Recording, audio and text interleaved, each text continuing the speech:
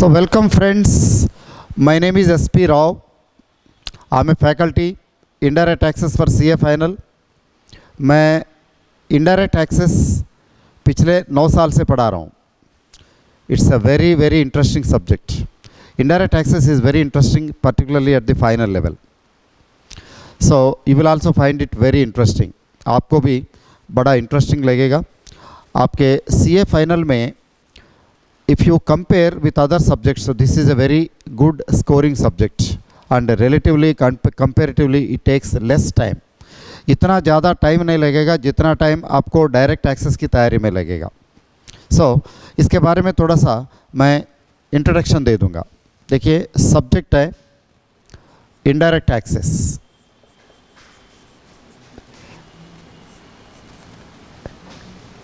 से this subject, this is for 100 marks in CA final.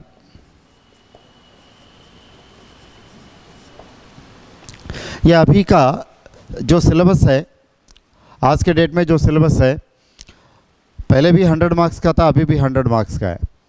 अब इसमें क्या क्या है, सबसे पहले मैं आपको ये बताना चाहूँगा कि इसमें क्या क्या है, क्या क्या टॉपिक्स है और कितने मार्क्स का एलोकेशन है और लेवल क्या है, तैयारी कैसे करनी है, हम तैयारी कैसे करवाते हैं, कैसे कराते हैं, उसके डिटेल्स मैं बता दूंगा आपको. सो इसमें 100 मार्क्स का पेपर है. 100 मार्क्स में टॉपिक्स है. Topic number 1, this is central exercise. ये central exercise है. This central exercise covers say 25 marks.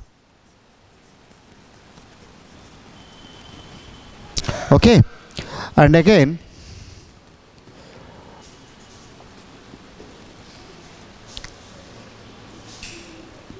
number 2, it is customs and foreign trade policy. Customs and foreign trade policy, this is 20 plus 5, you can say 25 marks. So barabar 50 marks. 25 plus 20, 50 marks. And number 3, service tax. So this is for whole 50 marks. पहले old syllabus में service tax का contribution कम था. जैसे पहले 30 marks का था, 40 marks का था, sorry 40 plus 20, 60 plus 40. And out of this 40 service tax plus VAT भी था. वैट को हटा दिया. वैट अभी आईपीसी लेवल पे तो है एंड अभी वैट की जगह एंटायर सर्विस टैक्स वो भी बढ़ा दिया 50 मार्क्स का.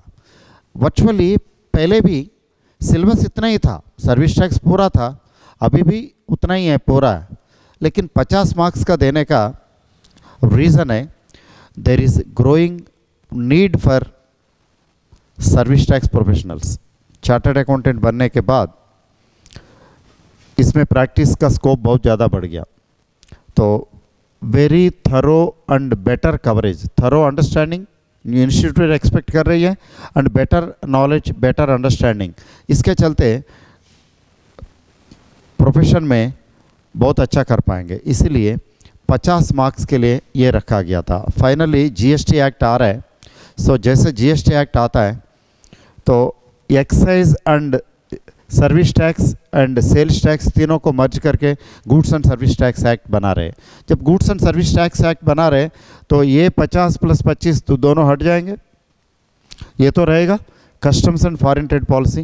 पहले फॉरेन ट्रेड पॉलिसी नहीं था, अब सोचा कि फॉरेन ट्रेड पॉलिसी होनी चाहिए because this foreign trade policy is a part and parcel of this. You can say it is very much connected with customs. So you can have a better understanding of customs if you understand the various topics or concepts regarding this foreign trade policy. So both are somewhat interlinked. इसलिए institute ने सोचा ये भी introduce किया जाए. तो अब तो 25 मार्क्स का हो गया. इसमें अपग्रेडेशन हो गया, एनहेंसमेंट। पहले 20 मार्क्स का था, अब तो 25 मार्क्स का हो गया इंक्लूड, लेकिन एक्स्ट्रा FTP बढ़ गया। And exercise, central exercise 40 marks का था, अब तो 25 मार्क्स का हो गया, लेकिन सिलेबस कुछ भी कम नहीं हुआ, सिलेबस पूरा का पूरा। सिंपली जबकि जब भी सिलेबस चेंज करते हैं इंस्टीट्यूट, तो ऑब्वियसली क्या करते हैं, सिलेबस तो बढ़ा देते हैं। अब तो सिलेबस बढ़ गया, थोड़ा सा बढ़ गया, मतलब इतना पूरा सब कुछ पढ़ना है लेकिन 25 मार्क्स के लिए, लेकिन उतना ही पढ़ना लेकिन 50 मार्क्स के लिए। यहाँ कम हुआ है तो यहाँ बढ़ गया, एज ए होल वही है। Pressure on student is same. And यहाँ पे लेवल, मैं लेवल की बात करूं, level of knowledge,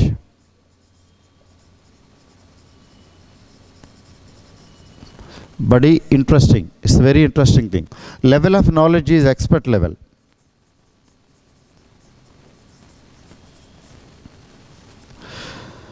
in fact this language is not proper, लेकिन यूज़ किया तो यूज़ किया सही है। Expert means at least what is it that the institute is expecting from a student of final. This implies number 1 thorough knowledge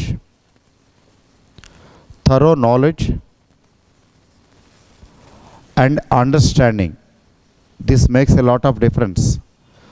Thorough knowledge and understanding of legal provisions. सभी legal provisions, connected legal provisions का thorough understanding and knowledge. Knowledge ही नहीं बल्कि understanding भी चाहिए।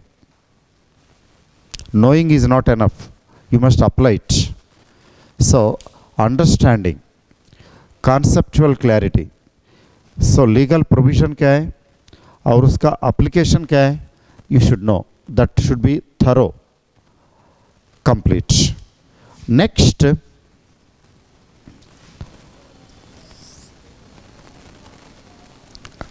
updated knowledge.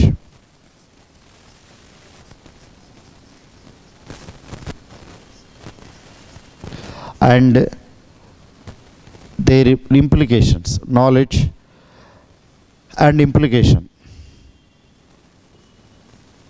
So updation, how do you get updation? क्या होता है, आज कोई सिचुएशन है, कल वो सिचुएशन बदल गया, वो तो पुराना सिचुएशन लेके तो आप नहीं चल सकते।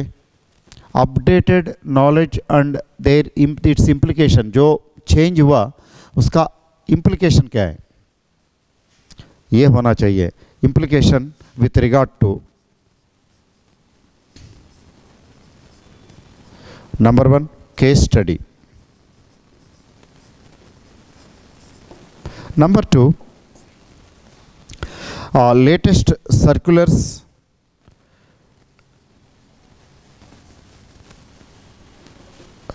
notifications, etc. Latest developments, you should be aware of latest developments. Thorough knowledge and understanding of the circulars, notices, trade notices, even instructions given by department, you should be aware of. So law changes in 3 ways. Number 1, there is an amendment. So there is an amendment of law. Say act is made by parliament, statutory law, तो उसमें change आता है, तो वो change तो parliamentary process के द्वारा होता है। नॉर्मली फाइनेंस एक्ट के द्वारा होता है। आपको पता है हर साल फाइनेंस एक्ट आता है। फाइनेंस एक्ट में budgeted changes, that is 1, and बीच में भी कर सकते हैं taxation amendments. And next, government makes rules, so वो भी होना चाहिए। Government makes rules, government introduces a number of schemes and even so many things like grants, exemptions with withdraws exemptions. वो तो गवर्नमेंट के हाथ में जो हथियार है कानून बनाने का और बदलने का और चेंज करने का, सब कुछ करने का, वो हथियार है नोटिफिकेशंस। तो नोटिफिकेशंस के थ्रू गवर्नमेंट भी चेंज करती है, that is a part of delegated legislation. वो अपडेशन बहुत ज़रूरी है, that they will come in to immediate effect. And parliamentary law, उसके चेंजेस पार्लियामेंट के थ्रू, एंड गवर्नमेंट चेंजेस करते हैं तो उसके थ्रू। एंड बोर्ड लेवल पे CBEC, central board of excise and customs, indirect taxes के लिए बोर्ड लेवल पे भी तो कुछ क्लैरिफिकेशंस वगैरह आते रहते हैं, चेंजेस होते रहते हैं सर्कुलर्स वगैरह के द्वारा. So this is one part, changing law कैसे चेंज होता है. Plus case study. So case study this is done by courts, high courts and supreme court in particular. We have tribunal here. So department level का it's okay, लेकिन tribunal level पे we have a tribunal. जैसे income tax में ITAT होता है, income tax appellate tribunal, वैसे यहाँ पे CSTAT होता है, customs excise and service tax appellate tribunal. Customs excise and service tax appellate tribunal. ये customs excise service tax tribunal is a counter part of ITAT. जैसे ITAT होता है वैसे इंडायरेक्ट टैक्सेस के लिए CSTAT होता है. वो तो ट्रिब्यूनल लेवल पे डिसीजंस, वेरियस हाई कोर्ट्स के decisions and finally Supreme Court के डिसीजंस, वो तो समटाइम्स सब्जेक्ट का नक्शा बदल देते हैं. And that may prompt the parliament to make laws और change laws, even government to make changes. So changing situation case study के द्वारा भी चेंज होता है. Circulars, case study and parliamentary law, government rules, regulations by CBC, all these things form part of this. And expert level means you should be aware of the changes and you should know the practical implications, practical application. इसका application क्या है? So that is expert level. There should be no confusion, thorough, and you should know the practical application. ये कैसे होगा? तो आपने सुना होगा, पोथी पढ़ पढ़ जगमुआ पंडित भवा न कोई. ऐसे ही केवल बुक्स पढ़ने से so will we be able to get it, maybe will be able to get it, मिलता है, लेकिन कितना मिलता है, कहाँ से. एज ए स्टूडेंट लेवल पे ही आपको ये हैबिट इनकलकेट करना होगा, ये आदत बनानी होगी. थोड़ा बहुत हट के, बुक्स से हट के भी थोड़ा सा extra looking at websites, for example. So very important valuable information is available on various websites, particularly official website is there, CBC, www.cbec.gov.in. so official website है CBC का. so इसमें valuable information मिलेगा आपको. और websites पे NIC, finance ministry का. so websites, various websites and practical exposure. Training में practical exposure होता ही है, तो प्रैक्टिकल एक्सपोजर भी ज़रूरी है, थोड़ा बहुत इंटरेक्शन विथ प्रोफेशनल्स. सो इस तरह डेवलप करना सब्जेक्ट को, it will be more interesting, it will have an added advantage. Okay. And of course when you have access to teaching at expert level, so added advantage, ready man. So तुरंत information मिल जाता है आपको, different sources से collect करने की ज़रूरत नहीं पड़ती, आसानी से इंफॉर्मेशन मिल जाता है. Knowledge in the books and by attending the classes के द्वारा तो सारा सब कुछ है, मिलेगा. So but how do you do it, but expectation यही है, एक्सपर्ट लेवल एक्सपेक्टेशन है, पेपर का लेवल एक्सपर्ट लेवल है, दैट 100 मार्क्स का है तो पूरा. एंड सर्विस टैक्स में 50 मार्क्स का क्या करना, वही है, पहले भी पढ़ रहे थे, अभी भी पढ़ रहे हैं, लेकिन अब कॉम्प्रिहेंसिव टैक्सेशन सिस्टम आ गया सर्विस टैक्स में. सर्विस टैक्स में A to Z पढ़ना. A to Z means finance act with the latest amendments and rules, different sets of rules are there, basic rules are there, service tax rules 1994 are there. इसके अलावा और भी different sets of rules are there, just like place of provision of services rules, point of taxation rules, etc., valuation rules, etc. So many things are there. All these things you should be thorough with, plus case study. And a lot of case studies coming up nowadays. So many cases. At Supreme Court level ज़्यादा नहीं है, थोड़ा कम ही आ रहा है, लेकिन high court level पे, tribunal level पे बहुत सारे केसेस आ रहे हैं. सब्जेक्ट ग्रोइंग सब्जेक्ट है, so you should be update. ये तो आपको अपने आप को अपडेट करना, मतलब डिटेल में पढ़ने का मौका इंस्टीट्यूट दे रहा है.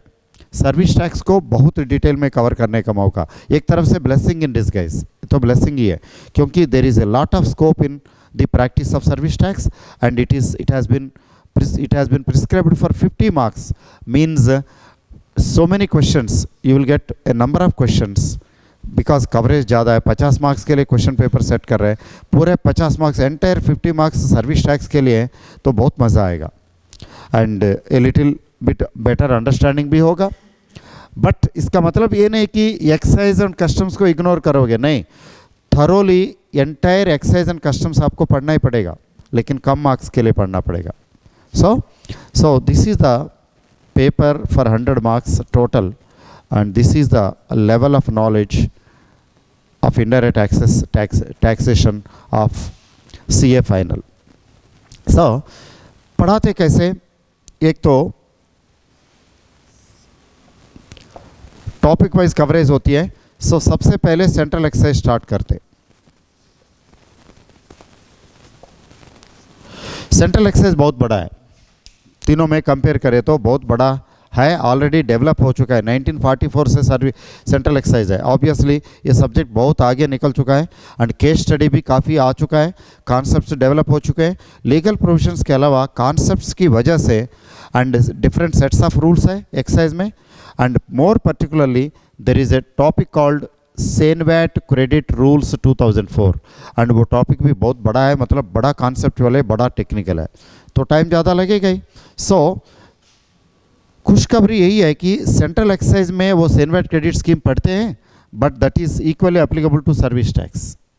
सो सर्विस टैक्स का पोर्शन, एक्साइज का पोर्शन, दोनों यहीं पे पढ़ रहे हैं।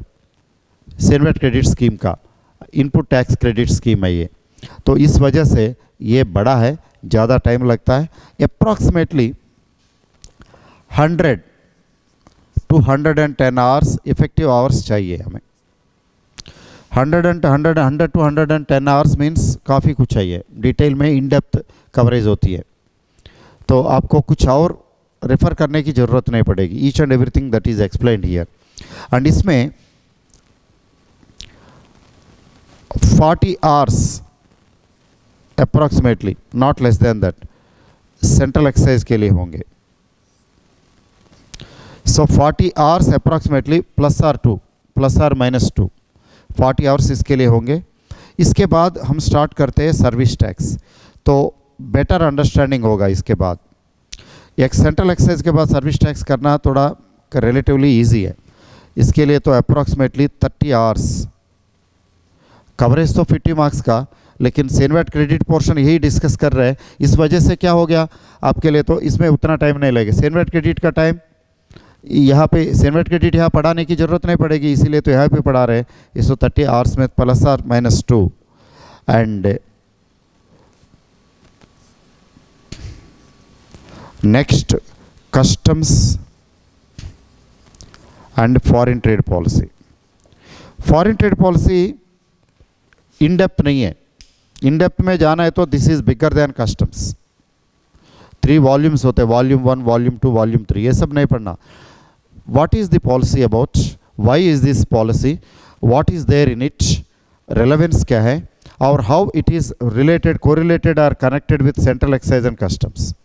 ये एस्पेक्ट्स है फॉरेन ट्रेड पॉलिसी में। अभी फ़िलहाल बहुत डेप्थ में क्वेश्चंस आएंगे नहीं, बट आने वाले टाइम में वो भी, इसका भी डेप्थ बढ़ जाएगा। सो अभी customs and foreign trade policy के आप कह सकते हैं कि around 30 classes, 30 hours, not classes. So total 40 + 30 + 30, so plus R -2 मैंने बोला ही। सो इस तरह 100 मार्क्स की कवरेज होती है। सबसे पहले ये करते, इसके बाद ये करते, इसके बाद ये करते। सो एक्साइज एंड सर्विस टैक्स के नॉलेज के बाद, पर्टिकुलरली एक्साइज के बाद कस्टम्स थोड़ा रिलेटिवली और ईजी होगा। Most of the concepts, indirect taxes के मोस्ट ऑफ द कॉन्सेप्ट्स यहीं पे कवर होंगे, और ये काम हमारे लिए आसान होगा। और इसके लिए प्रिपरेशन कैसे किया जाए, एक तो क्लास, जैसे क्लास की तरह ईच एंड एवरीथिंग हम समझा देंगे, आपको तो समझ में आएगा। See last 9 years, more than 9 years मैं ये फाइनल लेवल का CA फाइनल का इंडायरेक्ट टैक्सेस पढ़ा रहा हूँ फेस टू फेस क्लासेस में। अब ऑफकोर्स सैटेलाइट क्लासेस भी E10 CA के स्पेशलिस्ट क्लास, E10 CA के CA फाइनल के क्लासेस IDT के तो मैंने लिए, और रिकॉर्डेड क्लासेस भी है। सो ये सब्जेक्ट आपके लिए तो इजी नहीं कहूँगा, लेकिन सिंपल ज़रूर है। we'll make it simple. Even though it is not easy, it is simple, number one. Simple, number two, this is scoring, and number three, this is interesting. You will find it, आपको तो पता चलेगा. So, तो ये करते, और इसके साथ साथ reading material, printed material, supported by reading material. Printed material होगा, पूरा सब्जेक्ट कवरेज, एग्जॉस्टिव कवरेज होगा. इसके अलावा कुछ और आपको लेने की ज़रूरत नहीं पड़ेगी. Reading material with case study, circular sets etcetera, वो हम क्लास में भी डिस्कस करते हैं, मटेरियल में भी मिलेगा, सर्कुलर इन्फॉर्मेशन वगैरह मिलेगा. And plus practice questions, material में प्रैक्टिस क्वेश्चंस भी होंगे प्रैक्टिस के लिए. And we will be having mock test also practice के लिए. सो इतनी सारी चीज़ें होंगी. और एडवांटेज यही है कि जब तक ढंग से समझ में नहीं आता तब तक ये रिपीटेड भी है. से इस तरह के क्लासेस के लिए थोड़ा सा रिपीटिशन भी पॉसिबल है. You can also get them repeated. So all the advantages we are having. So this is briefly about the course contents and the methodology of teaching. So you are most welcome to the classes, and I hope that you will certainly and really enjoy the classes. आप जरूर enjoy करेंगे, and certainly it will be scoring, and in not only interesting but also scoring. So wish you all the best. So thank you. We'll meet again.